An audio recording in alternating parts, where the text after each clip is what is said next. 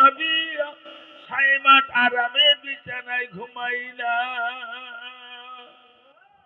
মহাব্বতের সঙ্গে বলে 6 মাস ঘুমাই না আরামে বিছানায়। আবু বকর রাসূলুল্লাহকে বলতেন আপনি আমার কাঁধে উঠুন, আর আবু বকরের গায়ের চাদরটা এক কানি ধরে ছেড়ে দিচ্ছে। হুজুর বলছেন এটা করছো কেন? বলে চাদরের ঘর্ষণে পায়ের দাগগুলো নুকিয়ে যাবে, কাফেররা কাল সকালে পায়ের দাগ খুঁজে খুঁজে বার করে। হুজুর তাই করলেন।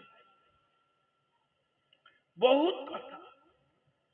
মদিনা শরীফে নবী পৌঁছে গেছে। মদিনার একদল মানুষ মক্কায় এসে নবীর হাতে দিয়ে কলেমা পড়ি তারা মদিনা শরীফে চলে গেছে। তাদের ভিতরে একজন বড় নেতা ছিল, নাম তার সাদ বিন মাদ রাদিয়াল্লাহু তাআলা। মদিনাবাসীরা খুব খুশি, হুজুর এসেছে। নবীর জন্য আলাদা ঘর, আবু বকরের জন্য আলাদা ঘর, নামাজের জন্য ঘর। মক্কায় বহু সাহাবী ঘর বাড়ি ছেড়ে সব মদিনায় চলে গেছে। নবী সাদ বিন মাদের বললেন কি করা? বলি ইয়া রাসূলুল্লাহ, যেসব ভাইরা মক্কা ছেড়ে চলে এসেছে ওদের জন্য আপনি চিন্তা করবেন।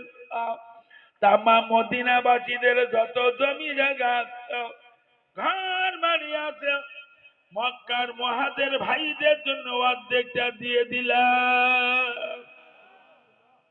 হুজুর আমাদের ভিতরে যা দুটো তিনটে বিবি, আমরা সুন্দরী বিবিগুলো তালাক দেব ওই মহাদের ভাইদের সঙ্গে বিয়ে দেওয়ার জন্য।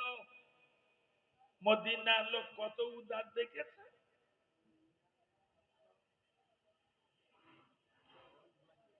হুজুর মদিনা শরীফে 8 মাস আছেন, 8 মাস। হুজুরের মুখে একটা মিষ্টি হাসি ছিল।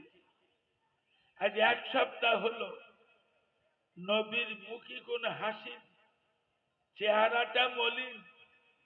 ফজরের নামাজের পরে আবু বকর ওমর ওসমানের সঙ্গে নবী ফিস ফিস করে কি গল্প।